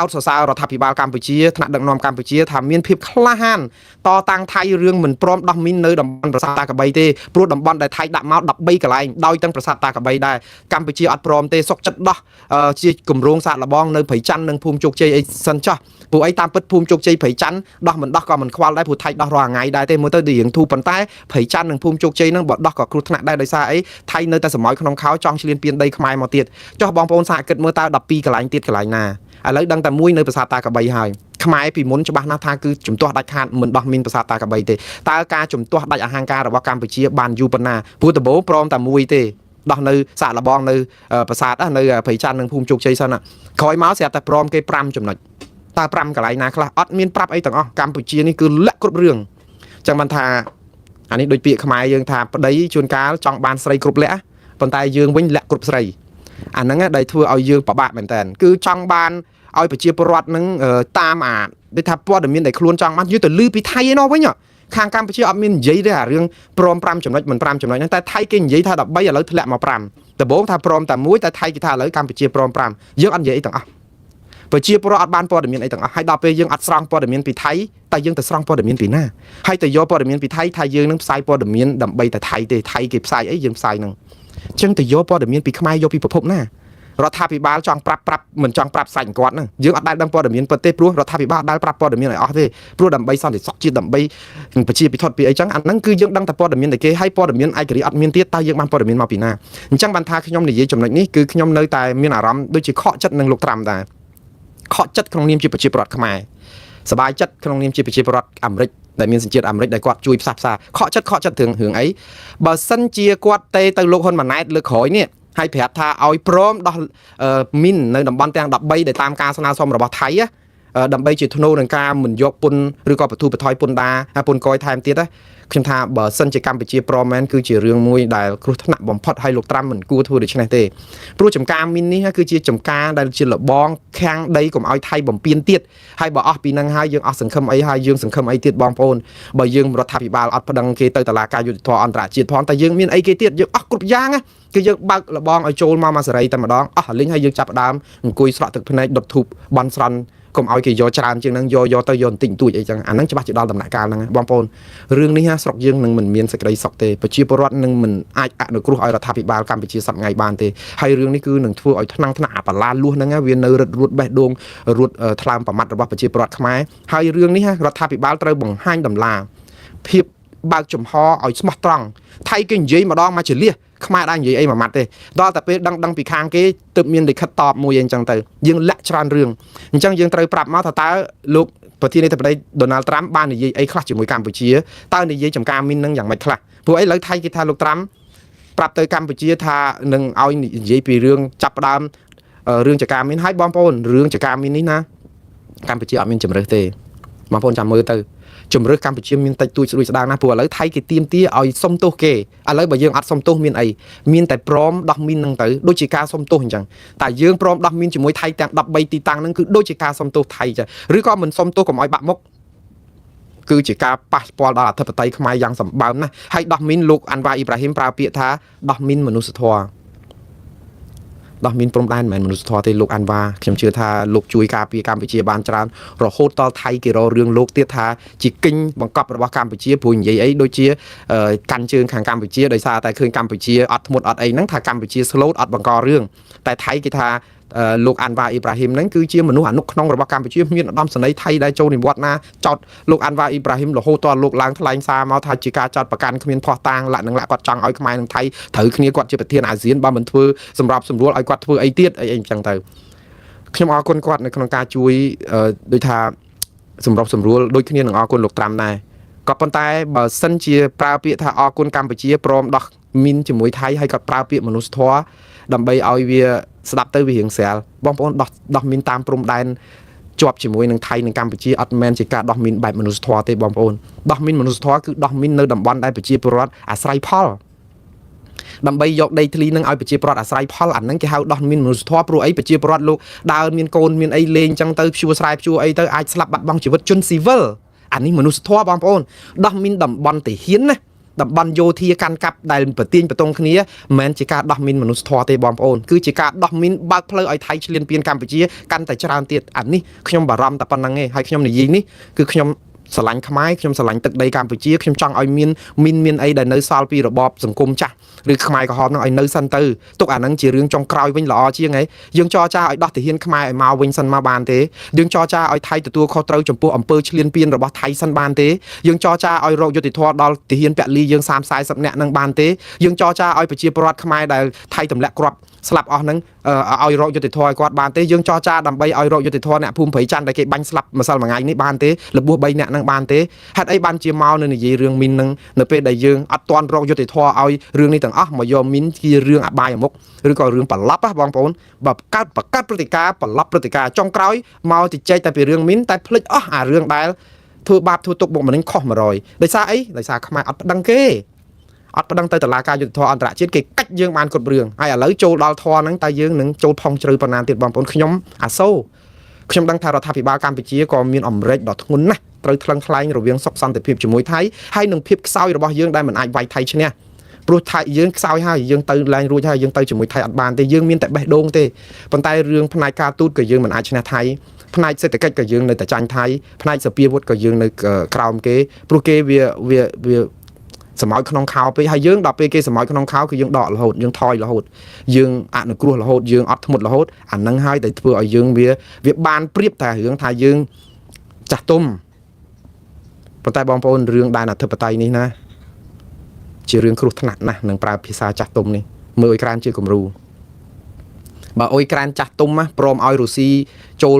លទៅកុំឲ្យបាញ់ស្លាប់ទាហានអ៊ុយក្រែនណាម៉ោងនេះណាអ៊ុយក្រែនគ្មានឈ្មោះនៅលើលោកទេអ៊ុយក្រែនคล้ายទៅជាទឹកដីរុស្ស៊ីបាត់ទៅហើយក៏ប៉ុន្តែដោយភាពអង់អាចក្លាហានរបស់មេដឹកនាំអ៊ុយក្រែនលោកលវិនស្គីដែលតតាំងសុកចិត្តពលីរហូតតតែដេញពួកទ័ពរុស្ស៊ីខ្លាត់ខ្ចាយដល់ណានៃតំបន់ដែលអ៊ុយក្រែនគ្រប់គ្រងវិញបានជាង 90% ទៅហើយនៅសល់ច្រើនភាគរយដែលនៅក្រោមការគ្រប់គ្រងរុស្ស៊ីប៉ុន្តែនៅតែតំបន់ជាយដែនទេដេញទៅដល់ជាយដែនអស់ហើយអានេះគឺបើសិនជាអ៊ុយក្រែនមិនតតាំងទេគឺអស់ហើយប៉ុន្តែខ្ញុំមិនទៅចង់ថាឲ្យខ្មែរយើងទៅតតាំងដោយអ៊ុយក្រែនយើងមិនមានទឹកមាត់ប្រៃដោយអ៊ុយក្រែនទេព្រោះអ៊ុយក្រែនគឺជាប្រទេសដែលមានសម្ព័ន្ធមិត្តដែលមានអាមេរិកមានអង់គ្លេសមានចក្រភពអង់គ្លេសអីគេជួយទាំងយោធាទាំង សេដ្ឋកិច្ចយើងនៅពេលដែលឆ្លោះគ្នាជាមួយថៃគឺយើងបាក់ស្លាប់បាត់ទៅហើយហ្នឹងទាំងសេដ្ឋកិច្ចទាំងយោធាទាំងការទូតដោយសារអីយើងបំផ្លាញសិទ្ធិមនុស្សរហូតតតែគេស្អប់យើងណាគេអត់អាចជួយយើងបានទេឃើញទេពួកយើងគេឲ្យយើងកាយតាំងពីគេអត់មានចំនួនអីជាមួយថៃឲ្យយើងកាយយើងស្ដារយើងអត់ស្ដារសោះយើងផ្កើនដាក់គេរហូតអា EBA ក៏គេដក 20% ក៏យើងធ្វើតាមម្ដងមានតែញុះឲ្យគេដក 100% ផងអាផ្សេងទៀតឌឺអាមេរិកស្អីណានឹងលាក់គេដាក់ទណ្ឌកម្មយើងរុំសួតតែយើងនៅតែអោបចិនចឹងទៅទាត់អាមេរិកទាត់អីចោលអស់យើងធ្វើឲ្យយើងអត់មានទីពឹងណាចឹងដល់តែពេលមានអីឆ្លោះគ្នាដោយអ៊ុយក្រែនយើងទៅពឹងនៅណាបានក្រៅពីចូលទៅអោបជើងគេហើយយើងដកថយក្រៅពីហ្នឹងគេវាយយើងខ្ចប់ហើយមិនចឹងអានេះគឺជានយោបាយដែលយើងធ្វើកន្លងមកដែរអញ្ចឹងទាំងអស់មានការពាក់ព័ន្ធគ្នាដែលនិយាយទៅប៉ុន្តែបងប្អូនម្ដងទៀតខ្ញុំសូមឲ្យរដ្ឋាភិបាលមានតម្លានៅក្នុងការចរចាជាមួយថៃរឿងមីននេះហើយខ្ញុំដឹងថា 100% ថៃនឹងបង្ខំឲ្យកម្ពុជាហើយអាមេរិកក៏នឹងបង្ខំឲ្យកម្ពុជាដោះមីនទាំង13កន្លែងតាមការស្នើសុំរបស់ថៃហើយព្រោះថៃមកណាបើទោះបីជាអាមេរិកដាក់សម្ពាធថានឹងយកពន្ធណាខ្ញុំជឿថាអនុទិនច័ន្ទវរៈគុលនឹងមិនលុះក្រោមឥទ្ធិពលនៃការចរចាពន្ធនឹងទៀតទេព្រោះដោយសារតែលោកអនុទិនច័ន្ទវរៈគុលបានអះអាងប្រាប់ប្រជាពលរដ្ឋថៃប្រហែលថ្ងៃមុនហើយថាបើអាមេរិកយកពន្ធកុំថាឡើយមក 9-10% យក 100% ក៏បានដែរហើយបើដូរវិញអនុទិនគឺរំលាយនយោបាយគាត់ចោលហើយចិត្តបោះឆ្នោតផងខំប្រឹងគេហៅថាសម្ោចក្នុងខោជាមួយថៃខាញ់រ៉ែងបានប៉ុណ្ណឹងហេតុអីគាត់ទៅបោះវាចោលអញ្ចឹងវាអត់ទេអាមេរិកហ្នឹងគ្រាន់តែជាសារមួយដើម្បីស្អំចិត្តលោកត្រាំដែរដើម្បីកុំឲ្យគាត់បាក់មុខពេកអញ្ចឹងអ្នកឯងមិនព្រមអនុវត្តបទឈប់បាញ់ខ្ញុំឈប់ចរចាគ្រាន់តែឈប់ចរចារឿងពន្ធថៃអត់មានស្ដាប់ទេបងប្អូនព្រោះថៃបានថាចរចាមិនចរចាឲ្យទៅព្រោះពន្ធហ្នឹងគឺនៅ 19% ទាល់តែអាមេរិកហ្នឹងថាឥឡូវបើអត់ព្រមអនុវត្តបទឈប់បាញ់ហ្នឹងទេគឺដាក់ 50% ឧទាហរណ៍ឬក៏ 100% ឧទាហរណ៍តែអាមេរិកមិនអាចដាក់ពន្ធថៃអីបានទៀតទេបងប្អូនរឿងពន្ធកយនេះដោយសារអីអាមេរិកក៏មានវិបត្តិខ្លួនឯងនៅស្រុកអាមេរិកដែរបងប្អូនត្រូវមើលនយោបាយអាមេរិកដែរម៉ោងនេះអាមេរិកបានប្រកាសជាអល់រឹកគឺលោកត្រាំគឺសេតវិមានប្រកាសជាអល់រឹកថាអាមេរិកឈប់យកពន្ធលើផលិតផលមួយចំនួនមិនមែនពីប្រទេសខ្មែរមិនមែនពីប្រទេសថៃទេគឺពីប្រទេសនៅតំបន់អាមេរិកឡាទីនដោយសារអី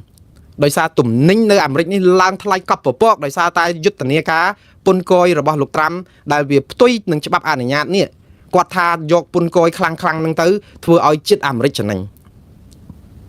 ខ្ញុំយល់ស្របថាយើងចង់ឲ្យសេដ្ឋកិច្ចអាមេរិកខ្លាំងក្លាប៉ុន្តែមិនអាចខ្លាំងក្លាចង់ដាក់គេ100ចង់ដាក់គេ200ចឹងទេច្បាប់ពាណិជ្ជកម្មគេមានកម្រិតរបស់គេថាតើយើងអាចឡើងប្រមាណយើងអាចអីប្រមាណយើងអត់អាចទៅឡើង 100% ឬក៏ប្រមាណភាគរយនៅទូទាំងប្រទេសនៅលើពិភពលោកបែបនេះទេវាខុសច្បាប់ហើយតុលាការនៅសហរដ្ឋអាមេរិកនេះក៏ចែងដែរថាការធ្វើដូច្នេះមិនត្រឹមត្រូវទេគេធ្លាប់ពមៀនលោកត្រាំតាមិនមែនគេមិនចង់ឲ្យចំណេញអាមេរិកទេប៉ុន្តែគេមិនចង់ឲ្យអាមេរិកខូចឈ្មោះដោយសារតែយើងជាប៊ូលីជាបងធំហើយតែយើងធ្វើអីស្រេចចិត្តផ្ដាច់ការគេអត់ចង់អញ្ចឹងទេហើយប្រជាពលរដ្ឋអាមេរិកច្រើនលានអ្នកណាស់ដែលគេធ្វើបាតកម្មហ្នឹងគេចង់ឲ្យយើងខ្លាយទៅជារដ្ឋផ្ដាច់ការមានមេដឹកនាំផ្ដាច់ការទេគេដូចថា no kings protest អីហ្នឹងគឺគេចង់ប្រាប់អញ្ចឹងហើយដល់ពេលលោកត្រាំគាត់អត់ស្ដាប់គាត់ថាចំណេញអាមេរិកបងប្អូននិយាយពីរឿងចំណេញអាមេរិកមកដល់ម៉ោងនេះលោកត្រាំថាចំណេញអាមេរិកប្រហែលជា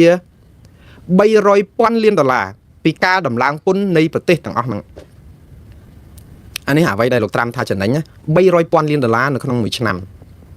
រំភើបណាស់បងប្អូន$300,000 លានច្រើនណាស់ព្រោះថវិកា$300,000 លានបានន័យថាចិញ្ចឹមប្រទេសកម្ពុជា30ឆ្នាំថវិកាជាតិកម្ពុជា30ឆ្នាំដោយមិនបាច់រកស៊ីអីទាំងអស់យកលុយ$300,000 លានហ្នឹងយកទៅគ្រប់គ្រងប្រទេសមិនបាច់រកអីចាច់តែប្រជាពលរដ្ឋចាយក៏រស់30ឆ្នាំដែរលុយច្រើនណាស់អានេះគឺជាកិត្តិយសរបស់លោកត្រាំដែរមិនចឹងក៏ប៉ុន្តែមើលឲ្យជាក់ស្ដែងលោកថាឥឡូវនេះថាបាន$300,000 លានហ្នឹងមកហ្នឹងដែលថាចំណេញពីការដំឡើងពន្ធគ្រប់ហេដ្ឋារចនាសម្ព័ន្ធហ្នឹងដើម្បីស្អំចិត្តប្រជាពលរដ្ឋគាត់ថានឹងចែកជាសែកឲ្យប្រជាពលរដ្ឋអាមេរិកណាដែលមានប្រាក់ចំណូលទាបម្នាក់$2,000មួយឆែកដើម្បីចែកគ្រប់គ្នាទៅថាហ្នឹងដោយសារគាត់ប្រមូលលុយនឹងបានចំណេញដល់ជាតិបងប្អូនបើសែកនេះមួយម្នាក់$2,000ណាហើយកុំអាលសង្ឃឹមថាគាត់ចែកឲ្យសោះសែកនេះវាជានយោបាយដើម្បីស្អំចិត្តទេហើយខ្ញុំជាជនជាតិអាមេរិកចឹងខ្ញុំថាចឹងបើគេចែកសែកហ្នឹងអត់ប្រកែកអត់យកមែនកុំនិយាយរឿងប្រកែកយកមិនយកវាអត់មានពេលនិយាយចឹងខ្ញុំជាប្រជាពលរដ្ឋអាមេរិកបើសិនជាប្រាក់ចំណូលរបស់ខ្ញុំស្របច្បាប់នឹងទទួលបានសែកហ្នឹងអ្នកណាក៏ត្រូវទទួលបានហើយអត់មានគិតរឿងនៃការនយោបាយរឿងខ្ញុំខ្ទាស់មិនខ្ទាស់លោកត្រាំទេព្រោះលុយនេះជាលុយរបស់ខ្ញុំទេលុយរបស់ប្រជាពលរដ្ឋដែលបង់ពន្ធទាំងអស់វិញទេគ្រាន់តែថាយកមកឲ្យវិញតែប៉ុណ្្នឹងទេព្រោះខ្ញុំបង់ពន្ធច្រើនណាស់មួយឆ្នាំរាប់ម៉ឺនដុល្លារដូច្នេះបើឲ្យមកវិញខ្លះវាជារឿងអ្នកបង់ពន្ធលុយអ្នកបង់ពន្ធនេះអត់មានលុយលោកត្រាំទេជាលុយរបស់ប្រជាពលរដ្ឋទេប៉ុន្តែខ្ញុំចង់និយាយថាតើបើយកឲ្យម្នាក់$2,000នៅក្នុងមួយសែកនេះតើរដ្ឋនឹងអស់លុយប្រមាណរដ្ឋនឹងអស់លុយ 1000 លានដុល្លារសម្រាប់ចែកជាសែកហ្នឹងបងប្អូនសាកគិតមើលគាត់ខំប្រឹងតស៊ូមកចំណេញបាន300,000 លាននៅក្នុងមួយឆ្នាំឲ្យជាសែកហ្នឹងទៅគឺរដ្ឋត្រូវចំណាយ600,000 លានបានន័យថាម៉េចគុណនឹង2នៃអ្វីដែលគាត់ថាចំណេញអញ្ចឹងបានន័យថាម៉េចចូលលុយរដ្ឋដល់ទៅ300 លានដុល្លារ300,000 លានដុល្លារថែមទៀតដើម្បីបោះជាសែកទៅតើវាទៅរួចទេវាអត់អាចទៅរួចទេហើយបើទៅរួចក៏ចោះខំប្រឹងតម្លើងពន្ធនឹងទៅអីមកចែកប្រជាពលរដ្ឋអាមេរិកម្នាក់$2,000ហ្នឹងវាអត់មានជួយអីទេ$2,000ម្នាក់ហ្នឹងអត់មានទៅយកជួយស្អីទេព្រោះបើគិតពីប្រាក់ខែវាមិនបានកន្លះខែផងហើយបើប្រៀបធៀបទៅនឹងស្រុកខ្មែរវាដូចតែ$100 $105ហ្នឹងព្រោះប្រាក់ខែកម្មករ210អញ្ចឹងបើពាក់កណ្ដាលខែបានន័យថាដូចចែកគ្នាចាយម្នាក់$105ហ្នឹងហើយយើងគិតមើលតែវាច្រើនស្អីទៅលុយប៉ុណ្ណឹងហើយវាទៅធ្វើឲ្យបញ្ហាអារិភាពជាមួយប្រទេសនៅទូទាំងពិភពលោកដូច្នេះកន្លែងហ្នឹងរដ្ឋបាលលោកត្រាំក៏មានបញ្ហាដែរអញ្ចឹងហើយបានថ្ងៃនេះគាត់ចេញសេចក្តីប្រកាសព័ត៌មានមួយពីសេតវិមានខ្ញុំស្លេះអារឿងលុយ$2,000ហ្នឹងអញ្ចឹងបាទបងប្អូនកុំតន់អាចចាយអាសែកហ្នឹងព្រោះអីសន្យាតាំងពីគាត់ឡើងកាន់អំណាចមកថា2,500អីណាប្រមូលពុនប្រមូលអីកាត់លុយកាត់អីមកនឹងដើម្បីយកមកចែកគ្នាអត់ចាំបាច់ចែកលុយប្រជាពលរដ្ឋអាមេរិកទេមិនដាច់ពោះស្លាប់ទេសំខាន់ធ្វើឲ្យតែសេដ្ឋកិច្ចយើងដើរទៅហើយកុំឲ្យមានការឆ្លោះគ្នាធ្វើខុសនីតិវិធីអីទៅឲ្យអាមេរិកនឹងមានភាពរឹងមាំគេគោរពជារដ្ឋអស្ចារ្យទៅខ្ញុំថាហ្នឹងប្រជាពលរដ្ឋអាមេរិកសប្បាយចិត្តហើយមិនបាច់ចាំប្រមូលលុយមកហើយខុសគ្រប់រឿងចឹងហើយយកមកចែកដើម្បីស្អំចិត្តខ្ញុំមិនជឿថាប្រជាពលរដ្ឋអាមេរិកត្រេកអរនឹងលុយចែកហ្នឹងទេបើបានមកក៏បានទៅប៉ុន្តែវាមិនមែនជួយអីបានណាប៉ុន្តែឥឡូវដល់ពេលគាត់តម្លើងពន្ធហ្នឹងអាផលិតផលដែលយកមកលក់នៅទីផ្សារអាមេរិកអត់ចុះសោះឡើងហែងដូចស្រើតដូចអាខែនទឹកចំនួនមកបាក់ទំនប់ចឹងណាហើយដល់ពេលឡើងស្រើតណែណារងផលប៉ះពាល់មិនមែនតែអ្នកបោះឆ្នោតគ្រប់គ្រងលោកត្រាំឯណាអ្នកបោះឆ្នោតគ្រប់គ្រងអ្នកបោះឆ្នោតប្រឆាំងអ្នកបោះឆ្នោតពីគ្រប់គណៈបកណាក៏ទៅតែប៉ះពាល់ទាំងអស់ឥឡូវប្រជាពលរដ្ឋររឿងអាគាត់សន្យាថាតែពេលគាត់ជាប់ឆ្នោតអាទំនិញសັບសារពើនឹងវាចុះតែវាដែលចុះអីនៅពេលដែលយើងតឡើងពុននាំចូលមកឡើងរាប់សិបឬក៏អាចដល់100%ផងវាអត់ចុះដល់ពេលអត់ចុះបញ្ហាខ្លួនឯងប្រជាប្រិយក៏ធ្លាក់អីក៏ធ្លាក់ឥឡូវគាត់ធ្វើមិនគាត់បន្ថយវិញហើយគាត់បន្ថយហ្នឹងគឺអត់យកពុនតាក់ទងនឹងផលិតផលបន្លែបង្ការអីច្រើនមកទៀតមានទាំងអាកាកាវមានទាំងកាហ្វេហើយសេចក្តីថ្លែងការណ៍របស់សេតវិមាននេះទៅចេញមុននឹងប្រហែលម៉ោងឯដែលថាអាមេរិកគេឈប់យកពុនពីប្រទេសនៅអាមេរិកឡាទីនហើយម្ដងទៀតពុនដែលគេឈប់យកហ្នឹងគឺកាហ្វេចេកសាច់គោផ្លែអាវ៉ាកាដូផ្លែប៊ឺហ្នឹងពេញប៉ោះផ្លែដូងផ្លែចេកអីហ្នឹងហើយពីប្រទេសច្រើនគេអត់និយាយពីរឿងប្រទេសកម្ពុជារឿងអីទេគ្រាន់តែថាមុខទំនិញដែលខ្ញុំបានរៀបរាប់នេះគឺលែងជាប់ពន្ធទៀតហើយដោយសារអីគឺដោយសារតែអារឿងអត្រាពន្ធគយហួសហេតុរបស់គាត់ហ្នឹងហើយគាត់ថាចំណេញហ្នឹងមានចំណេញប្រជាពលរដ្ឋអាមេរិកឯណាធម្មតាតែយើងតម្លើងពន្ធខ្លាំងពេកទៅវាធ្វើឲ្យអាទីផ្សារដែលផលិតផលហ្នឹងហើយអ្នករ៉ូស៊ីគេដែលនៅក្រោមយើងឯណាតម្លើងទៅលើកមុនផ្លែអាវ៉ាកាដូលក់$1ដល់ពេលតម្លើងពន្ធ 25% គេលក់$1.25 សេនគេនៅតែចំណេញដដែលហ្នឹងថាយើងឡើងពន្ធ$50គេលក់$1កន្លះអ្នកណាដែលរងផលប៉ះពាល់គឺប្រជាពលរដ្ឋអាមេរិកអ្នកទិញនឹងខ្លួនឯងឥឡូវគាត់ដឹងអញ្ចឹងទៅគាត់បន្ថយហើយអញ្ចឹងបានថាវិលមកថៃនឹងខ្មែរវិញទៅពេលដែលអាមេរិកថានឹងដាក់ពន្ធគយអីឡើងថែមអីទៀតនេះមិនដឹងជាឡើងដល់ណាទៀតទេបងប្អូនព្រោះលោកត្រាំកំពុងតែមានបញ្ហានៅក្នុងរឿងឡើងពន្ធនឹងខ្លាំងពេកដែលធ្វើឲ្យពិបាកខ្លួនឯងដូច្នេះរឿងឡើងពន្ធនេះប្រហែលជាអត់មានប្រសិទ្ធភាពជាមួយថៃប្រហែលទេទាល់តែរឿងដាក់សម្ពាធទណ្ឌកម្មផ្នែកការទូតអាមេរិកត្រូវឲ្យថៃឯកោក្នុងរឿងអីមួយតាក់ទងនឹងសភាវុធអាមេរិកឈប់លក់ឲ្យថៃហើយទៅឈប់លក់ឲ្យថៃហ្នឹងវាបាត់បង់ចំណូលអាមេរិកទៀតអូយរឿង100កុកអានេះយើងស្ដាប់ទៅវាគ្រាន់តែល្អមើលទេបងប្អូនសំខាន់បំផុតគាត់ថាអាមេរិកបានធ្វើឲ្យបងប្អូនចាំណាលោកត្រាំធ្វើនេះណាគឺដើម្បីរក្សាមុខមាត់គាត់ទេព្រោះគាត់កំពុងបាក់មុខលើឆាកអន្តរជាតិតាក់ទងនឹងផ្សះផ្សាសន្តិភាពអត់បានសន្តិភាពសោះហើយចុងក្រោយគេនឹងថ្មីនឹងរឿងថៃនិងកម្ពុជាបរាជ័យលោកត្រាំខ្លាំងមែនតើអញ្ចឹងគាត់អត់ចង់ឲ្យរឿងនឹងលងបន្លាយគាត់ទេអញ្ចឹងត្រូវធ្វើអីមួយហើយធ្វើអីមួយគឺតាក់ទងចាប់ផ្ដើមដែលឃើញថៃមានបញ្ហាពងវល់អាមេរិកសុំបទូបថយពន្ធហ្នឹងក៏ដាក់រឿងពន្ធប៉ុន្តែអាមេរិកខ្លួនឯងហ្នឹងក៏ដឹងដែរនាយករដ្ឋមន្ត្រីថៃទៅតែនិយាយថាដាក់ពន្ធអីដាក់ទៅក៏អត់ឈឺក្បាលដល់ឥឡូវទៅយកពន្ធហ្នឹងទៅដាក់គេតែថៃឈឺក្បាលប៉ុណ្ណាណាវាពិបាកអញ្ចឹងណាបងប្អូនវាដូចថាយើងគិតទៅដូចសុបាយសង្ឃឹមមិនដែរប៉ុន្តែក្នុងពេលជាមួយគ្នាទៅដាក់ពន្ធគេអាម៉េចឥឡូវបើគេទៅប្រាប់ថាគេឈប់អង្វរអីទៀតហើយតាមដានតទៅទៀតបងប្អូននយោបាយនេះគឺថាវាមហាសានចាក់ស្រេះឥឡូវនយោបាយចុងក្រោយដែលបងប្អូនត្រូវតាមដានថាតើកម្ពុជាព្រមដោះមីនទាំង13តំបន់ហ្នឹងឬក៏យ៉ាងណាហើយបើកម្ពុជាដោះមីនហើយអត់ព្រមប្តឹងគេទៅ ICJ ទៀត ខ្ញុំមិនដឹងត្រូវបកស្រាយយ៉ាងម៉េចទេយើងតាមដានតាទៅទៀតទៅយើងបាច់យើងឆ្កាពេញរស័យហើយគេកំពុងចង់យកប្រាសាទតាកបីយើងទៀតឥឡូវប្រាសាទខ្នាហ្នឹងក៏សម្បោចក្នុងខោថៃសម្បើមណាស់កំពុងតែហៀបអែបមកហើយចង់ទៅយកប្រាសាទខ្នាឯណាទៀតផងអញ្ចឹងបើសិនជាយើងកាយមានកាយអីហ្នឹងទៀតខ្ញុំបារម្ភមែនតើហើយបើថាប្រាសាទតាកបីថៃហ៊ានតែសម្បោចក្នុងខោមកទៀតខ្មែរអស់អីនៅសល់តែប្រាសាទនឹងមួយចុងក្រោយគេផងចាប់ហើយសង្គ្រាមហ្នឹងគឺផ្ទុះពេញផ្ទៃប្រទេសទៀតហើយមិនដឹងជាពធប្រធាងយ៉ាងម៉េចទេហើយថៃអត់បាត់ការចិញ្ចឹមចិត្តទេទាល់តែខ្មែរយើងព្រមដោះមីនហើយបើខ្មែរដោះមីនដូចបើកឲ្យគេយកប្រាសាទតាកបីហ្នឹងថាកន្លែងណាក៏រងគ្រោះដែរអញ្ចឹងបានខ្ញុំចេះតែអង្វរថាចរចាទៅស្ងាត់ទៅអត់ធ្មត់ទៅដាក់ពាក្យប្តឹងទៅតុលាការយុតិធធអន្តរជាតិបដាឲ្យហើយទៅអីកុំអីចាំអីព្រោះផោះតាំងមានអស់ហើយប៉ុន្តែខ្ញុំសរសើរក្រសួងមហាផ្ទៃដែរថ្ងៃនេះក្រសួងមហាផ្ទៃកម្ពុជាយើងគឺចាប់ផ្ដើមកសាងសំណុំរឿងដែលថៃបាញ់ពលរដ្ឋខ្មែរនៅឯភូមិព្រៃច័ន្ទដោយអះអាងថានឹងពិចារណាដាក់ប្តឹងអនិច្ចាពិចារណាដាក់ប្តឹងបទល្មើសគេសម្លាប់ខ្មែរគ្នាឯងនៅនឹងមុខរបួសខ្មែរគ្នាឯងហើយបើសិនជាក្រសួងមហាផ្ទៃចេះដាក់ប្តឹងមកមែនចុះអាកាលគេសម្លាប់ទាហានខ្មែរយើងនៅលើដីខ្មែរយើងចុះអាកាលគេបាញ់ប្រជាពលរដ្ឋយើងតាំងគ្រាប់លុញគ្រាប់ជួគ្រាប់អីក៏ដោយ30នាក់នៅជិត30នាក់នៅភូមិព្រៃច័ន្ទប្តឹងទៅដល់ណាហើយអញ្ចឹងរាល់ផោះតាំងបានអីខ្លះហើយអញ្ចឹងខ្ញុំនិយាយទៅខ្ញុំនៅតែសរសើរថាក្រសួងមហាផ្ទៃចាត់វិធានការមួយជាការសមស្របនៅក្នុងពេលនេះដែរប៉ុន្តែបងប្អូនអានេះជាការស្អំចិត្តណាវាមិនមែនជាការស្មោះត្រង់ទេព្រោះអីគាត់និយាយចេះសេចក្តីប្រកាសព័ត៌មានអ្នកនាំពាក្យក្រសួងមហាផ្ទៃសូមជម្រាបជូនសាធារណជននិងអន្តរជាតិឲ្យបានជ្រាបថាសមត្ថកិច្ចបាននឹងកំពុងស្រាវជ្រាវស៊ើបអង្កេតនិងប្រមូលភស្តុតាងចំពោះករណីដែលភាគីថៃបានបើកការបាញ់ប្រហារមកលើប្រជាពលរដ្ឋខ្មែរនៅភូមិព្រៃច័ន្ទកាលពីថ្ងៃទី12ខែវិច្ឆិកាដែលបណ្ដាលឲ្យស្លាប់ពលរដ្ឋខ្មែរសូលត្រង់ចំនួន1នាក់និងចំនួន3នាក់ទៀតរងរបួសដោយមានការចូលរួមពីក្រុមអ្នកសង្កេតការណ៍អាស៊ាន AOT និងអ្នកជំនាញបរទេសអ្នកនាំពាក្យក្រសួងមហាផ្ទៃសូមបញ្ជាក់ជូនថាបន្ទាប់ពីបញ្ចប់ការស្រាវជ្រាវការស៊ើបអង្កេតការប្រមូលព័ត៌មាននិងការប្រមូលភស្តុតាងគ្រប់ជ្រុងជ្រោយជាស្ថាពរដើម្បីកសាងសំណុំរឿងដោយឈរលើមូលដ្ឋាននៃច្បាប់អន្តរជាតិកម្ពុជានឹងពិចារណាប្តឹងទៅស្ថាប័នមានសមត្ថកិច្ចអន្តរជាតិដើម្បីទាមទារឲ្យមានការទទួលខុសត្រូវនិងការផ្តល់យុត្តិធម៌ជូនប្រជាពលរដ្ឋស៊ីវិលស្លូតត្រង់របស់កម្ពុជាដែលបានទទួលរងគ្រោះពីអក្រិតកម្មនេះចុះហេតុអីបានជានៅចាំពិចារណាអីទៀតលោកក្រសួងការមហាផ្ទៃគេបាញ់យើងស្លាប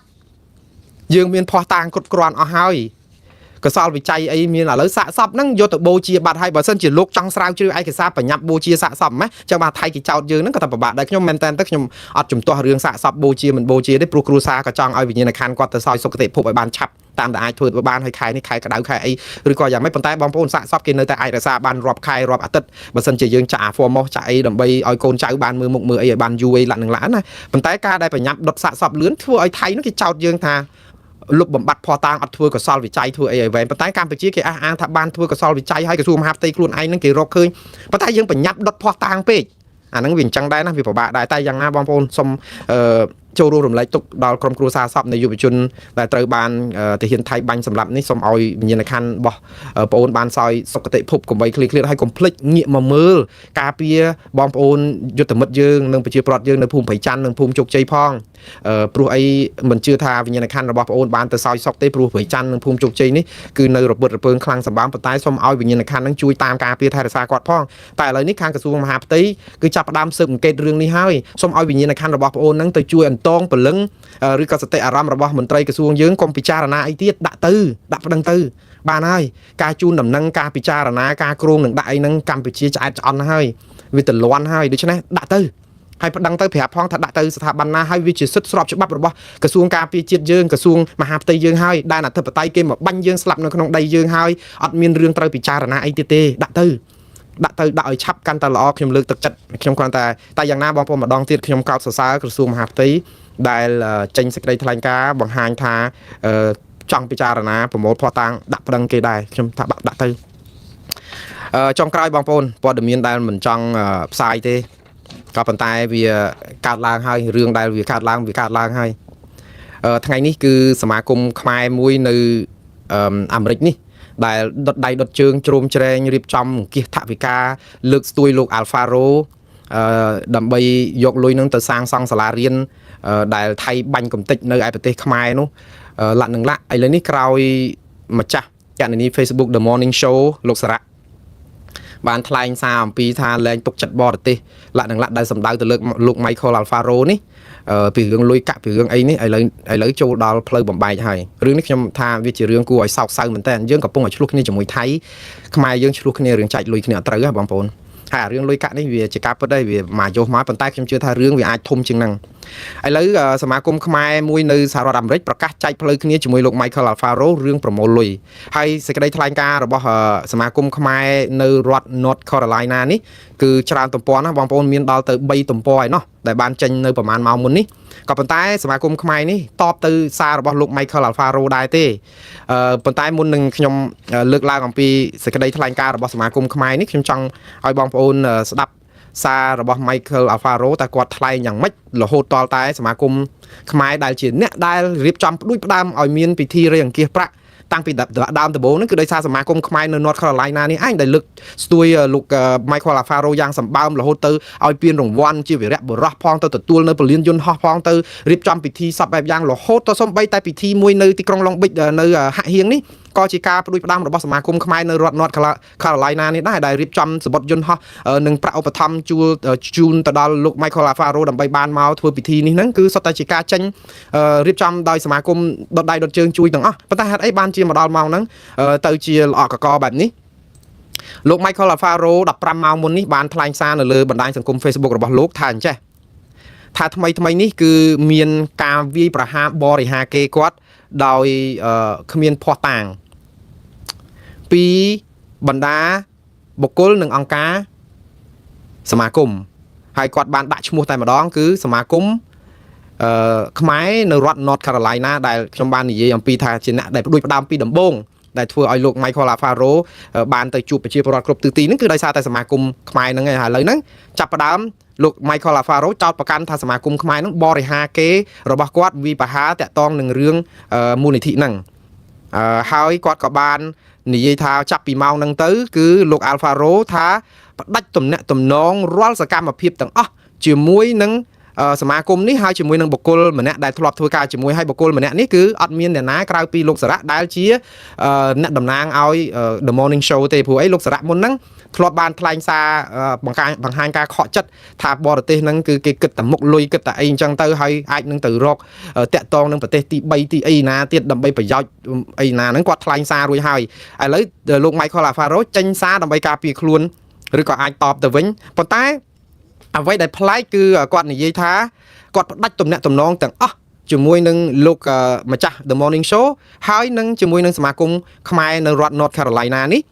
ដោយគាត់ចាត់ទុកថាអ្វីដែលធ្វើកន្លងមកហ្នឹងការវាយប្រហារហ្នឹងគឺតាក់ទងនឹងមូលបង្កាច់គេរបស់គាត់ហើយអ្វីគាត់លើកឡើងហ្នឹងថាការងារដែលធ្វើជាមួយក្រុមទាំងអស់នេះយូរទៅលែងមានតម្លាលែងមានអី